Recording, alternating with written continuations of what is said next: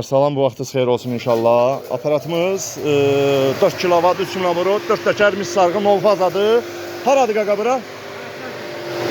Goranboy rayonunun Qaraçılar kəndi. Goranboy rayonunun Goranboy rayonunun Yeni kəndi, ha? İnşallah aparatımız 4 kilovat, 3 numara, tokumuz 235'dir, nol fazadır qaqa at. Üstünə deyəsən inəkləyə qoymuşuq. At qaqa at getsin.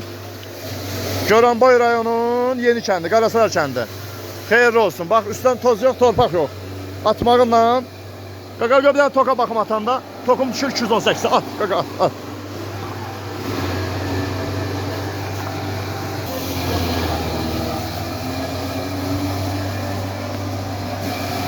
Goranboy rayonunun Safkürtdən sonraki kənd.